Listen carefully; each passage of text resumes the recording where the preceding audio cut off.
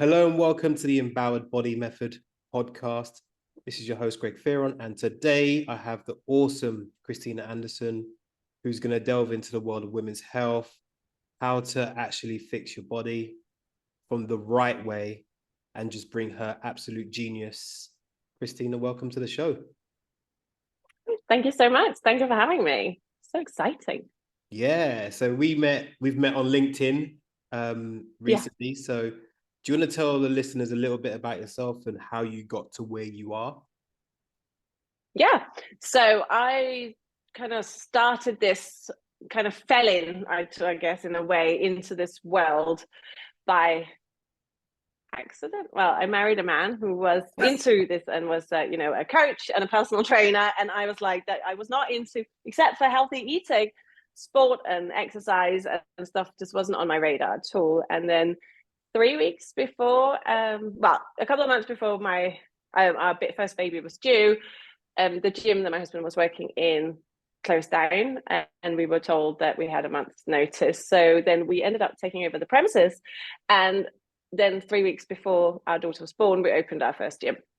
And that's kind of how I ended up in the world. Before, it was just what it did for a living, and suddenly it was part of every part of my life all of a sudden, because it suddenly became, our business, and I had to kind of get involved. And that's when it started for me, because I didn't know anything. I was completely brand new. I knew how to cook, but that was pretty much it. And then we had our daughter, and that was tough. It was really, really hard. And she, due to some complications in birth, she wasn't a great sleeper. She was constantly feeding, and it was to be honest, the first 6 months were hell. I actually thought I was going to die because I slept 45 minutes at the time, if I was lucky. Wow. I had to follow her sleep cycle, and it was exhausting. And that's when I started going, this can't be right. This can't be, I can't be meaning that I can't get, sleep and not function, and not even, I couldn't even struggle to take my dog out for a walk with the pram because I was so tired. And that's when I kind of started researching more about, how do you get energy. I, of course, spoke to Ed, my husband.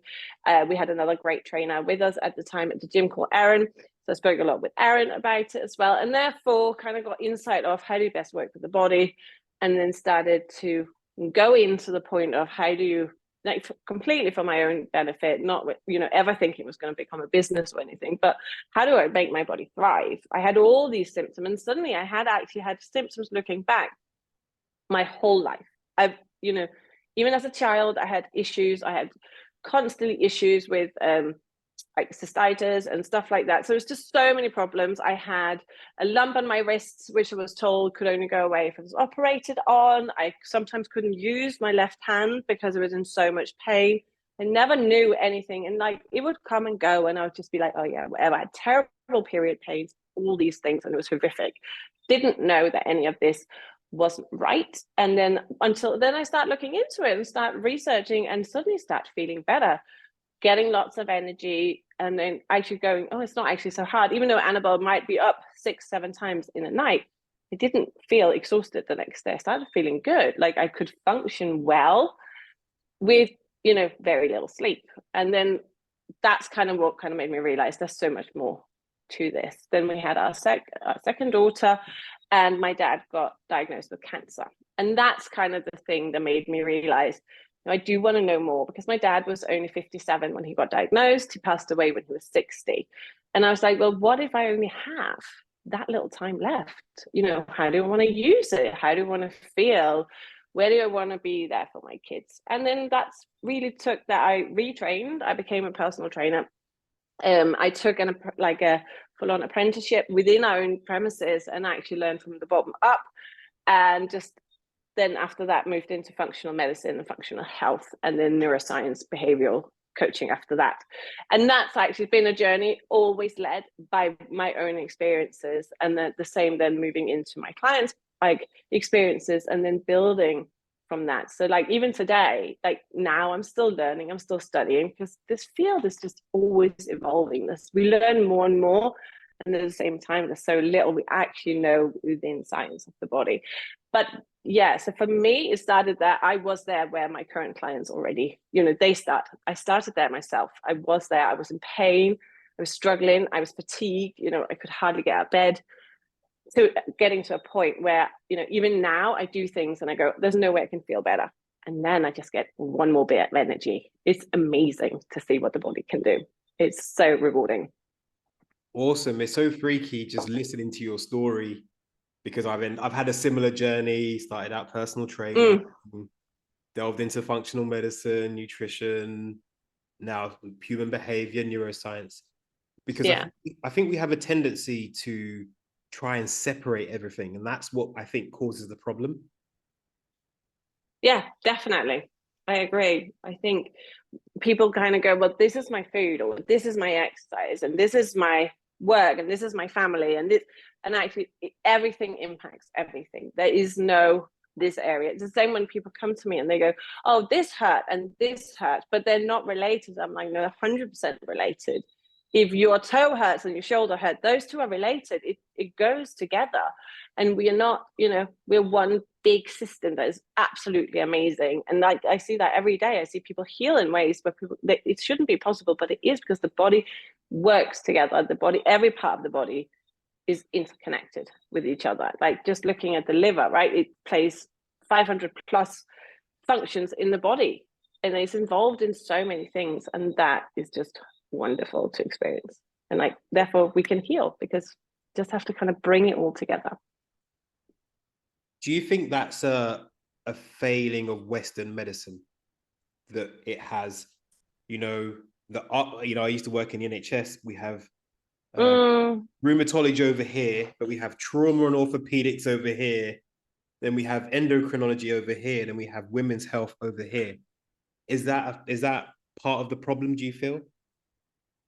I think, see, I'm really not in any way against doctors. I'm amazed by doctors every day, and nurses, and the work that they do. And I'm so like, you know, I send my clients to doctors if we need tests doing and stuff like that. And I have a working relationship with several GPs because they are amazing. And it is great, I think, that people are specializing, because, you know, they know things that, you know, I don't know about the body, which is amazing.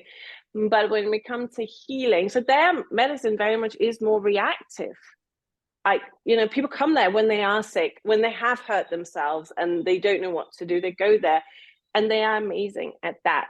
But what we are missing, and I do see that that's coming more and more now. I do, especially I live in Copenhagen. I do see that doctors are starting to ask more questions. But okay, a doctor might have, you know, 10 minutes with the patient. Yeah. I have an hour with mine. Sometimes, you know, depending on what program they're doing, sometimes an hour and a half, or at least 45 minutes. So I have a lot more time. I have daily contact with my clients. A doctor doesn't have that. There's no way they could do that. So actually, I think they do an amazing job. And if they ask more questions and they do refer, and this is what I see, that is seem to come a trend of them, they are starting to work together and say that is actually more to the body than, you know, women's health and things like that. So I do think they're doing a great job. I don't think they have it. It's not fair, because they have so hard, like so much, everything is so limited. It is very much driven by pharmaceuticals, but it's also reactive. When people get through their door, they are already sick. It's very rare people go, well, by the way, I have this niggle, so therefore I thought I'd come and see you. People don't do that. They don't go to the doctor for little things because they don't want to be a bother. They don't want to disturb. And maybe they're only just, you know, maybe it's just something they're thinking, it's nothing. And then they end up going when it's then really bad. But that's not the doctor's fault. They're doing the best they can. So no, I think the doctors have it difficult. I think they have a tough time in the setup and the way the NHS and we have the same kind of system here in Copenhagen, how that is all built up. It's not the doctor's fault at all. It's a very old system, and it's a difficult system to change, because we do rely on it. You know, we rely on their care, because people do get very ill and need that care. You made a very interesting point there about people waiting until the pain becomes really bad before we do anything, because they don't want to be a bother. Is that something that you see? And what do you think makes people do that? I think sometimes I think that is a society thing, though. Everyone has something today. like I say, like just because it's normal, and that's like, it's like, I feel like it's becoming like a bit of a tagline in my post, like in social media, is just because it's normal doesn't mean it's common. Like, but it's common, it's not normal, the other way around. But it is that everyone has something, right? People have pain, people do have like fatigue, they are not sleeping through the night. We have a lot of stress in our society, and I think that is causing us issues that people actually, they have a lot of things, you know, wrong with them, and it has to get almost unbearable before they seek help. They're not seeing the early warning signs of actually this is a body that's struggling, because so many people are experiencing it. We don't walk around people's, like when people say, oh, how are you doing? Very few people say, oh, I have loads of energy, like, you know, I feel great, and I can, you know, I get up at 5 and I go to bed at 10 and I feel fantastic. And that's not what people say. They go, oh, I'm so busy, I'm really tired, right? That seems to be the tone of society at the moment. Like we're tired, and that's where I see the biggest problem lies. It's too normal to not feel great, unfortunately, and that's a shame. You just nailed so many of my thinking and my thoughts about this world at the minute. we are like twins. This is brilliant. And I know your husband Ed is also awesome. So shout out to Ed. We all think the same way, right? I just see I see the post and I'm like, oh, that's my post. And I see his post, I'm like, oh yeah. We're all talking the same language, so it's all good. So what kind of common problems do you see that your clients present with? And how do you fix them? How do you diagnose, and how do you fix them? Yeah. So sorry, this is my dog actually Always telling me I'm gonna actually just take he's very lovely, and everyone will get to experience his loveliness in a minute, because he's just gonna bark, by the way. Yeah, so I work with, so when people come to me and normally reach out, it is because they are either at a place where the doctors have said there's nothing wrong, we've done all the tests and we can't see anything there, or the doctor says, actually, I don't know, we don't know, you'll have to live with it. Unfortunately, that is one of the things that comes through my door the most, is those type of things, is that people have lots of things and they don't know what to do about them. They have symptoms, they have migraines, which is a huge thing for my clients. Sorry, I'm actually gonna have to keep the dog quiet. Any mixing. And that's the worst thing for my clients, is migraines, is pain, it's headaches, it's everyday things like fatigue, low energy, not being able to sleep is a huge one. I do get burnout people, like when literally they can't struggle to get out of bed, stomach pains, hormone issues. So it's all things that people are living with, but they get to a point where they start asking, going, is this really how I should feel? And it's that when they start asking that question is when they reach out. Then we talk about it. So the way I do everything is I work in programs. We work in a period of time, depending on what program people come on. Because I also do something for some people, there's like more of a strategy, health strategy, and support them through that. And then I do behavioral coaching as well. So it depends on the person, and it depends on the need. Because of course I have some people that come, but they already have coaches. They already have, you know, life coaches or business coaches. And then we work together in working with the person. And then so what I do is I look at their current reality, you know, where are you? Yep. You're breaking up a little bit.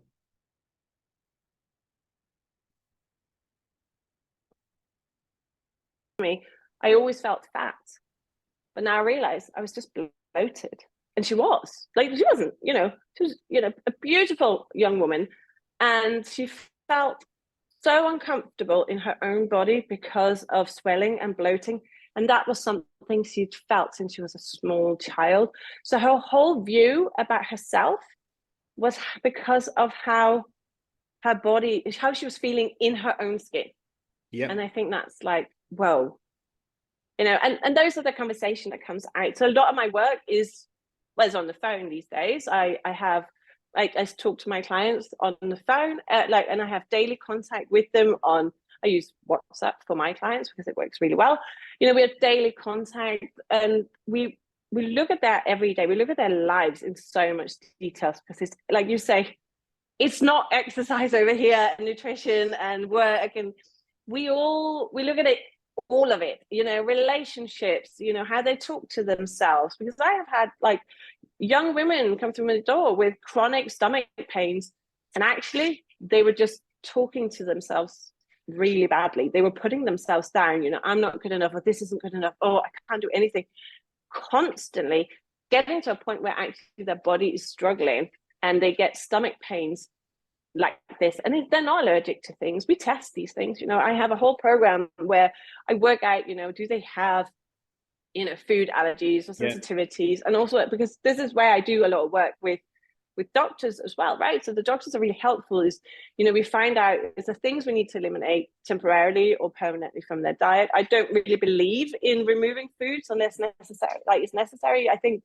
we are meant to eat a lot of things. We're not meant to eat, you know, low FODMAP diets forever. It's not good for our microbiome. So I look at that whole, you know, we should be able to eat everything. So if we can't, why? And that's one of the biggest things in the way I work with my clients. I ask why about everything. Why is that?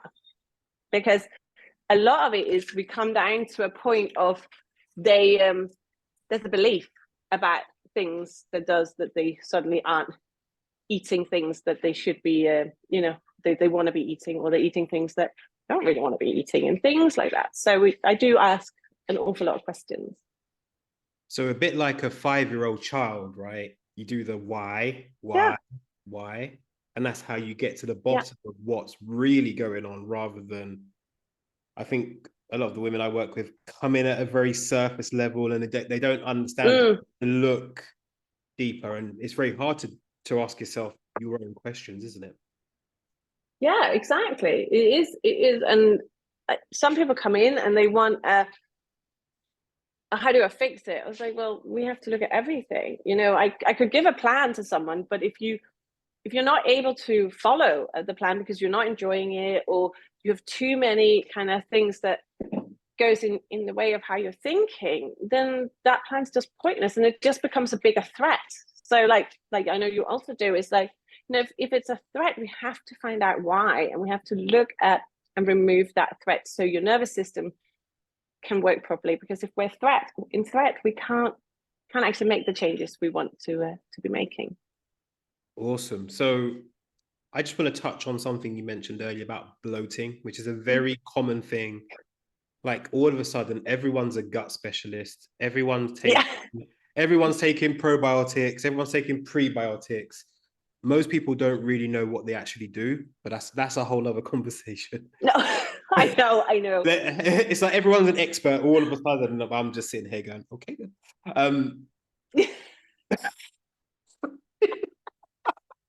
you know exactly what I'm thinking, right? You know. Yeah. Yes, it's so funny. Like, yeah, all of a sudden everyone's a menopause coach, and I'm like, okay. Oh, yeah, I know. Yeah, that's so true. It's millions, right? It's millions of menopause coaches all of a sudden. So here's a question for you about bloating. What kind of advice would you give people who might be listening to this, who may not know about you, but are experiencing bloating? What should they be looking at? Well, first I would say, you know, are you noticing certain food triggers that you might actually go, because everyone, like I have people go, oh, I experience bloating, and then when I actually ask the questions, okay, so what might be, oh yeah, actually I don't get on with, I don't know, processed XYZ food, or I don't get on with bread, or actually I noticed that when I have dairy I get constipated. Oh, okay, you know, we look into deeper, is there something there that we might need to remove? And then I always go, so how do you feel about the food you're eating? You know, how do you feel about it? You know, what is there anything that's causing you stress in your life? And I kind of go, because for me it's like, what I see is the biggest issue is nervous system response. If people are stressing, you know, they're sitting at their desk and they're shoving their food down, and then they move on and they work, so they're not digesting. I'm like, where's your digestion at? You know, are you struggling with your digestion? Is that causing you any issues? And then, you know, are you even something that's like I get people come to me with acid reflux, and I'm like, okay, well, how is everything in your digestive system from the moment you look at the food to you eating it? I take it all the way. How are you preparing it? Are you looking forward to it? How often are you eating? Because one thing I see is, yeah, people might eat enough calories, but they don't eat enough nutrition. But also they eat all the time. So they have 5 or 6 meals a day. And I'm like, is that actually good for your digestion? Is that helpful for you? Because some people that is helpful, but for other people it's like the worst. The same with fasting. Fasting can be very beneficial for some people, and for others it's the worst for them. So it's like looking at that individual and say, what is working for you, and listen to the body telling you if it doesn't like something. And that's where I go, is like, look at you, cut out all the noise of all the people around you, what they are doing, what they think you should be doing, and just look at your body. What is that actually telling you? Because it knows what it needs. You just need to listen to it. Okay, this is a public service announcement before we go any further. What Christina is talking about, ladies who are listening to this podcast, is that she doesn't hang her coaching, her work to one mask. And this is beautiful to hear, because I think there's so many people talking about fasting. I think there's intermittent fasting coaches now. I'm like, so you're teaching people how to skip breakfast now. I mean, it's I did that in high school because I wanted to lie in, it's crazy. So let's talk about fasting. What are the kind of things that don't work well with fasting for some people? Well, I think the way I actually view fasting, for example, I use it, for example, as a tool for people who have histamine issues. Yes. Because actually sometimes a break from food to let the body calm down and, empty that histamine cup, because of stress the way I like to say, stress has lowered it. So that's actually where I normally use fasting the most, is with those clients, because it can be helpful. But I also say, learn to not eat for 4 to 6 hours and see how your body feels. Digest one meal at a time. But what I see the biggest thing is, funny enough, the breakfast thing that you say is people go, oh, they skip breakfast because I'm fasting, because they're not naturally hungry. And I'm like, well, actually, that's a sign that something isn't right. If you are not hungry, and I've been there, I for years was like, I'm just a natural faster. No, I had huge blood sugar issues. Right. So I just wasn't hungry in the morning. And as a kid, my mum couldn't serve me breakfast because I was actually nauseous and not eating. It wasn't until I learned about the body that I was like, that's not actually a particularly good thing. I probably should look at that. Fix my blood sugar so it became nice and stable. The same as you're supposed to have energy if you get up in the morning to go to bed. We're not supposed to be like this all day. Start working with those things. Then suddenly you go, oh, actually, I really do want to eat breakfast in the morning. And I feel amazing all day for eating breakfast. Then I eat my lunch, and then I eat my dinner. I don't need to eat in between those meals. I can choose to, and then it's a choice, but I don't have to eat it. And that's where I see is people using fasting, and that's the biggest thing for me, is they use fasting to kind of, instead of looking at what's actually going on in their body. They go, oh, I'm fasting. I'm like, well, actually, your body's choosing to fast because it's under threat. You need to look at that. Some people can choose to fast and get great results, but they can, for example, I don't let anyone fast and who goes through my program. They can do whatever they want, but I don't advise it unless they can eat enough food in 3 meals and then eat the same amount of food in 2, for example. If they're able to do that, and I'm just saying it's really difficult to eat enough food in a day in 3 meals. So to be able to take it to 2 is something very few people can actually do. And it's always so interesting when people don't see the relationship between I'm fasting and their daily evening snack fest. And I'm like, well, did you feed yourself in the morning enough so that you didn't feel hungry later? And it's the light bulb moments that they get when they start a morning with some protein, some fats, and some fiber. Yeah. And how stable their appetite is throughout the day. It's crazy. Yeah. And so I get asked a lot, of course, because I also have 2 kids, but I get asked a lot about sweets and my relationship with sugar and cakes and stuff. And I'm like, I have if you come into my house, there's always, sweets in a jar. Everyone can help themselves. There's chocolate in the fridge. It's just like, there's cookies on the side. I don't have this isn't allowed policy. All I kind of say is we don't eat those things from hunger. We have to be full from food. So we eat a good breakfast, we eat good lunch, and we eat a good dinner. And it's okay to have these other things. But what's interesting is people don't want them. The kids don't want those things because they are actually full. And when they have what they need, they are choosing things like, I'm going to have some fruit. They open the fridge and grab a carrot. They don't actually want it in the same way. And then we do say, okay, in Denmark, there's a whole thing about Friday sweets. That's a different story and something that can be discussed on a completely different podcast. But I'm like, that my girls eat and then they get to a point and they're like, we're done. We don't want anymore because they're full before they even start. So they're not eating the sugar from hunger. They're eating it because it's a choice and something we've decided and it's delicious. But I don't ever say no. I'm like, no, everyone can have it. But I just ask them to think about why they want it in the first place. Beautiful.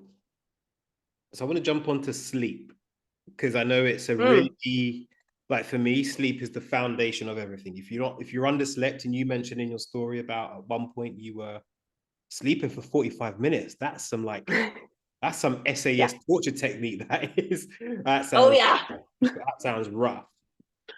So what's the relationship that you see your clients have with sleep? Because I think a lot of us still have a bad relationship with sleep.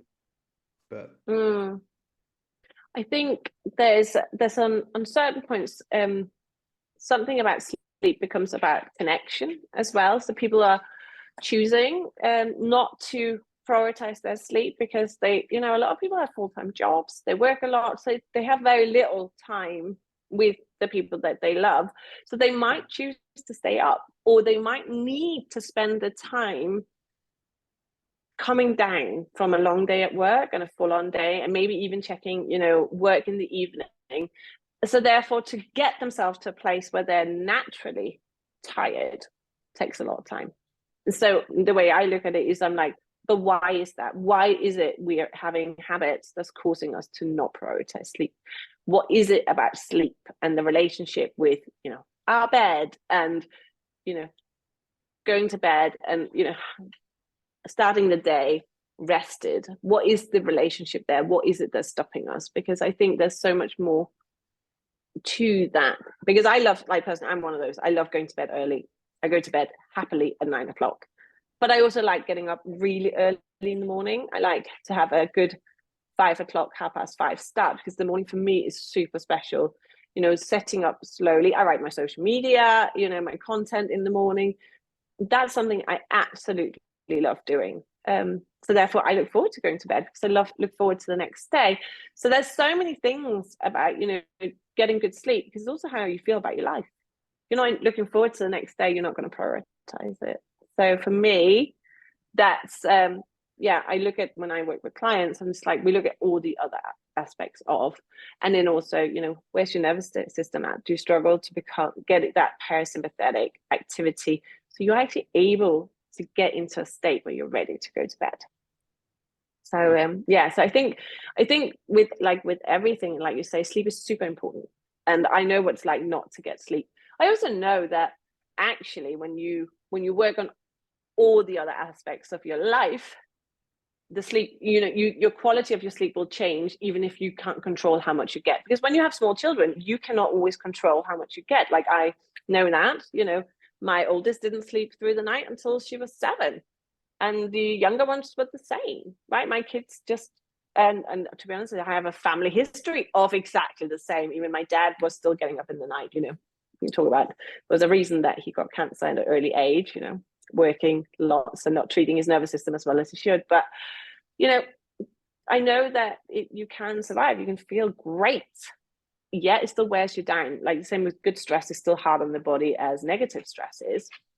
But it's looking at the whole aspects around the sleep as well. So when you then do go to bed, the quality of the sleep is really good. Your brain is and your body is able to repair and clean itself out. Awesome. Let's talk about something that's very contentious in the online space, because everyone's also a hormone expert now, which is Yes. an interesting one. So often that I'll phrase it as what happens to me, Greg, I'm not losing weight, it's because of my hormones. And I'm like, okay. So when you hear that, what kind of things are you looking for when someone approaches you and says, I just can't seem to shift this fat, I'm doing everything right, what should I do? So when people come with of course I get that exact question, I actually say, okay, what else is going on? What else is happening in, again, all aspects of your life, in your body? What other symptoms do you have? Share with me. And then they start looking into, and actually then they're not sleeping. And then I look at their food, they're not eating, they're not getting everything they need, they're not hydrated. Very, very few people are actually hydrated. Like it's probably on my list of things that I check. People, dehydration is huge. So many people are dehydrated. They're not breathing properly, right? So suddenly I'm like, okay, so we say the hormones are here, you're not losing weight. But actually, when we look at all aspects, I call it like the foundation, the body budget, there's too many red numbers on your body's account. Let's get some green in there. And like I go, okay, well, the only way a body who's under threat is going to lose weight is start feeling safe. And then that's always my first goal. I'm like, your body will naturally lose the weight when it's ready.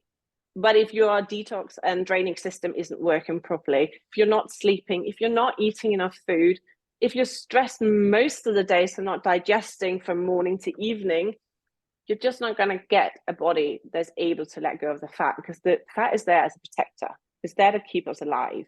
And the body's not going to let go of that. It will let go of the muscle. And then if you're not moving, when people say I do everything right, when I look at it, there's always things that aren't happening, missing consistency, people eating enough food is one of the eating enough food and drinking enough water on a daily basis is one of the hardest things for people to do. People are more happy and more able to go to the gym and exercise on a regular basis than they are to do the other things. It's every day the thing. And I feel it in myself too, right? Eating enough food to get my body to a place where it feels good all of the time, that takes effort. It's a lot of cooking. It's a lot of food. It's a lot of food shopping. So it's hard work. And that's also, and that's again another discussion, is why is it that we don't get the same nutrients today that we used to get from food, right? I spent a year studying, soil health and, regenerative farming, and understanding how our farming practices impact the food that we eat. Because what I was seeing is my clients have to eat more food today than just when I started out, in this business 12 years ago. Mm-hmm. That's crazy. Like the quality of food has changed so much. And so that's another thing to add in. So people aren't getting the nutrients from what they grew up eating. Because, I grew up in the 80s and early 90s, and the food there was completely different quality to the food that I'm buying for my kids. And I can see that. It's crazy how we don't take this holistic approach. We focus, and it's a real interesting one, the fitness and health world. We'll talk about calories in, calories out, which, hey, listen, we know there's a science there, but the question is what about all of this other stuff that's going on for you? Like that's the iceberg. Forget the iceberg. Let's look underneath it all to be able to support that. But people want simple. People just want to be told, fix your calories, do this exercise, do this sleep routine, and that will all be fixed. Where's that come from? Well, I think, unfortunately, when we look back into, just history of, food and things like that, this isn't a new thing. This is something that, we want it to be easier. We want things to be easier than what, you know, is actually going to make a difference. Because if we can just, you know, take a pill, then we will. But I see some of these behaviors, you know, advertisement just from, you know, back to the 40s and pre-war, and the way we've spoken already back then has, you know, stories like that, you know, they're still impacting us today. This isn't new. This is generational. This is something that's been going on for a long time. And that's why it's also harder to fix, because, you know, I talk to my clients and they're like, well, you know, people are saying what I'm doing is wrong. I said, yeah, but how do you feel? I feel amazing. Okay. So then it's not wrong for you, is it? It might be wrong for them, but it's not wrong for you. And their parents, you know, and that could be 50-year-old women who say, oh, my mum doesn't understand, you know, why I'm eating this much. And I'm like, okay, but just think that maybe she's never actually felt full. Because that's the thing. She has grown up in a time where food was sparse, where there wasn't a lot of money. So therefore you couldn't just eat until you were full, because you had to feed everyone in the family. And it's those, you know, I see all those behaviors and all those restrictions and everything, that the way we are treating things with calories and stuff like that, I see it as something that's been with us for a very long time. And it's harder to undo, and it means that we have to change the way we think about the body, about the brain.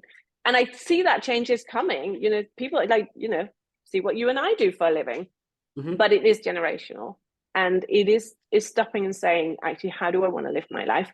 What do I want to change? And actually, that I see that, and I think that's where it's all coming from. You know, old beliefs, old ways of seeing the body and understanding, you know, when calories, you know, people didn't understand the body as we do today. So then, yeah, calories in and out does make sense. And in some, I'm not kind of completely against, you know, calories.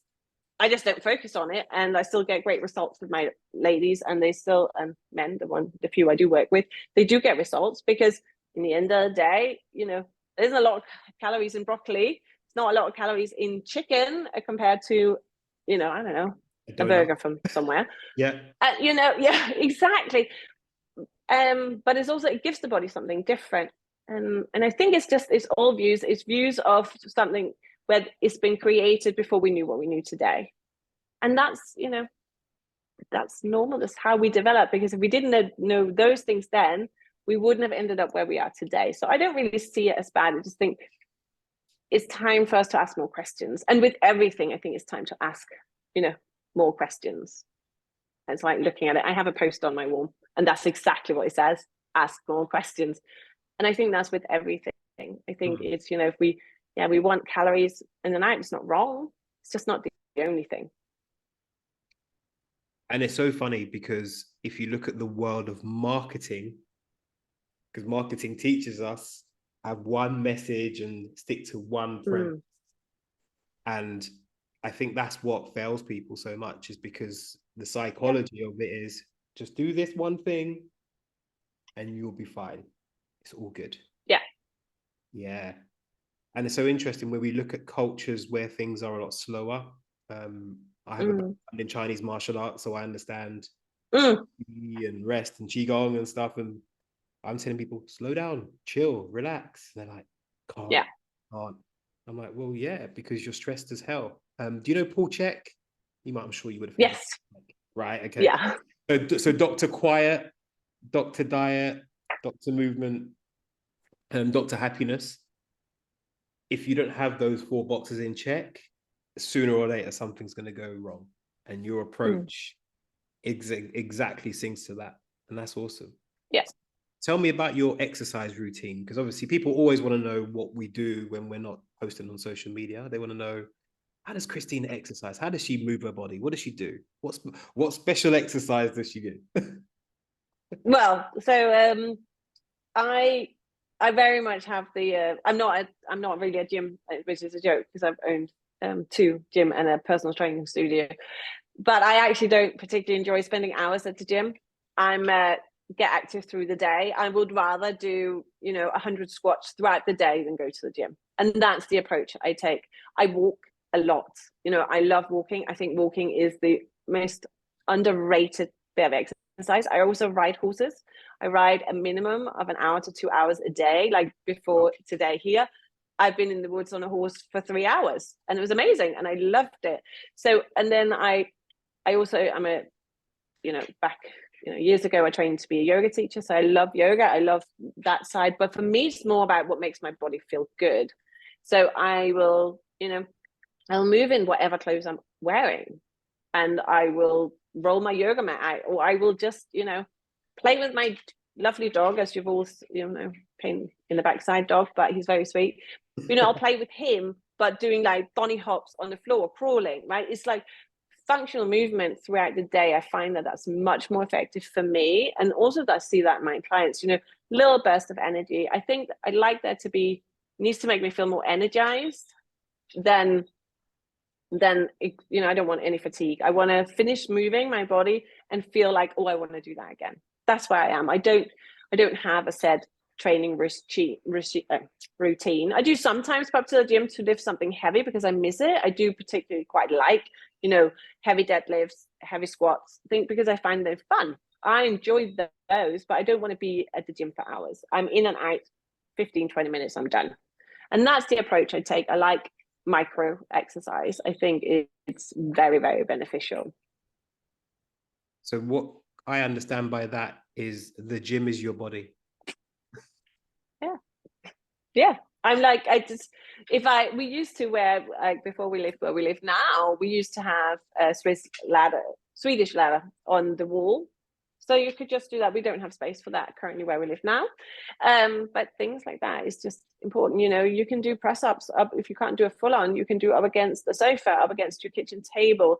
If the kettle's boiling and I'm making a cup of tea or coffee, I will do some stretches. I will do side lunges. I'll just kind of stand because I want to move my body. Beautiful.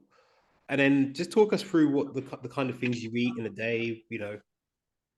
Are you protein heavy, veg heavy? What's your how do you eat? I know you're not tied to one system, which is beautiful for me. Yeah. But yeah, I don't. I eat it in a way of what makes me feel really, really good. I am very very protein focused. You're right. He is so sweet. To anyone who get this on audio, we've got Christina's dog putting himself in the podcast. So for those of you on YouTube, joining in, how beautiful the dog is. He is very sweet.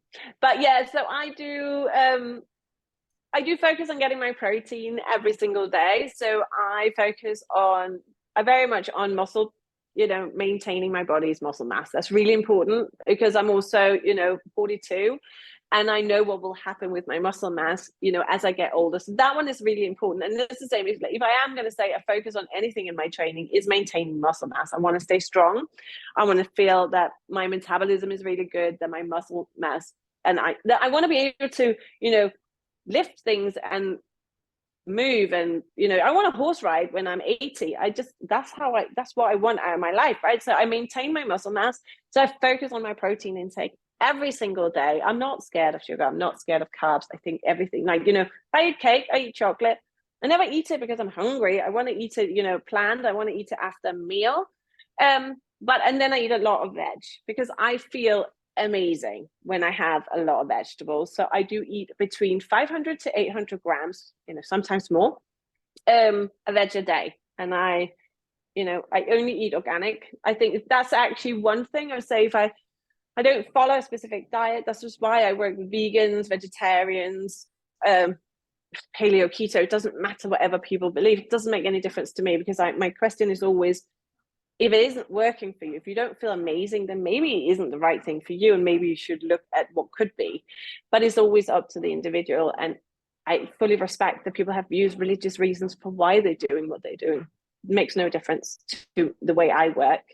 And I know what makes me thrive is being hydrated, eating enough fiber every single day, lots of nutrients in different colors, and a daily protein. I also, of course, eat carbohydrates. I do like pasta once in a while. Just don't want to eat it every day. I know. And I eat rice. God. And I eat bread. Oh my God. I don't eat dairy that often. Yeah. But bread makes you fat. It's those things. Right? Yeah, exactly. No, it doesn't. But the only thing I don't eat a lot of is dairy. But that's because actually that's one of the things that I've struggled with the most because I've had candida issues. So dairy's actually been a big trigger for me, and I really had issues with it. So I'm very careful. But I've now gone from being completely dairy free to now slowly introducing it in different ways, and I'm not reacting at all to it anymore. Like currently, I'm doing a cleanse to focus on, parasites, heavy metals, and candida detoxing. And I still eat the way I do, but that's because I know that this is something my body has suffered with. I've also had issues with mold, and so I work on those things. But yeah, so those are the things that I focus on, is just making sure my muscle mass stays strong and I get enough fiber. I talk a lot about bowel movements and things like that with my clients because it's so important. Oh, and that's something I focus on myself as well. you don't know how many times, I'm sure you have had it as well, how many times you talk to a new client about their bowel movements. First of all, they look shocked. And I'm I like, know. so the minute they're shocked, I know that's the problem. I'm like, so how many times are you going for a poo?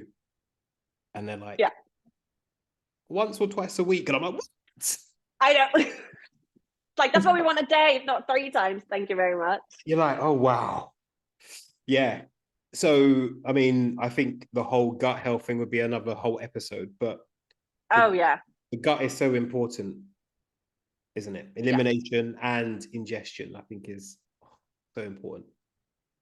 Yeah, this is the thing, is there's so many, you can deep dive in all these subjects and talk about them for hours, which is what's great about what we do.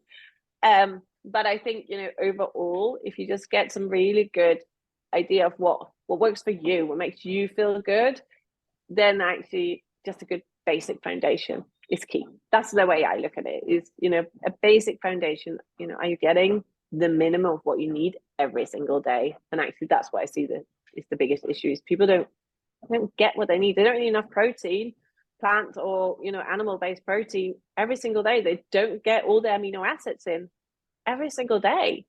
And then this is why the body struggles. So if you just get those things, you get hydrated, you focus on your breathing. Like, I've been a chronic mouth breather. I grew up in a smoker's home. And I've had to learn to breathe. Like, I didn't know how to breathe. I didn't even know I was doing it wrong. I didn't realize, I thought I got a fairly large nose, and I thought that was it was hindering me being able to breathe properly. And then I learned, oh, actually, that's a good thing. Like, you should be able to breathe better. But my body didn't know how to breathe. I had to learn that. And it was hard work. It was really tough, like learning to breathe. But when you then do, then suddenly there's more oxygen. You breathe through your nose, you get nitric oxide release.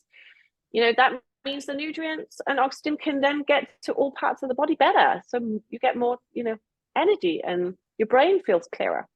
Just something as simple as that. So basically, from this podcast, we could do about 7 episodes, which is a deep dive into just keep talking. Everything. We could talk for hours, I think. So yeah, just to leave the listeners with maybe 4 things that you think are priority for health that they could take away as a summary of your awesomeness today. Your body doesn't give you a symptom or tells you something without a reason. Okay, there's always a reason behind every single symptom. Like, it doesn't come out of nowhere. Just because it's not showing on a blood test doesn't mean it's not there. One thing I think is really important, especially for women, is you're not crazy. If you are feeling it, if you're experiencing it, it's there. So don't give up getting help. Always look, are you actually giving your body what it needs on a daily basis? And ask yourself, if I don't feel great on what I'm doing, is this the right thing for me, or should I try something else? But also, if you commit to something specific, give it time. The body doesn't heal in a day. I would say, do something for 3 months and see how you feel. Because, like, I work very much in period cycles, because I'm like, we need to see, at least 3 or 4 period cycles to be able to see a result, because it takes time with the hormone cycles. You've got to give it time. So do something, commit to it, give yourself a time frame, and then show your brain it can trust you. That's really key for me, is show your brain that you're not just going to give up just because it gets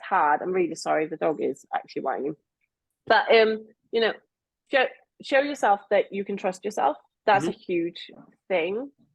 And then start asking why. Ask yourself some questions, because you do know, everyone knows. I don't, most of my work isn't actually teaching people what to do, it's helping them consistently do it. So if you're not doing something, ask, why am I not doing it? Beautiful. That's probably the biggest thing for me is those things.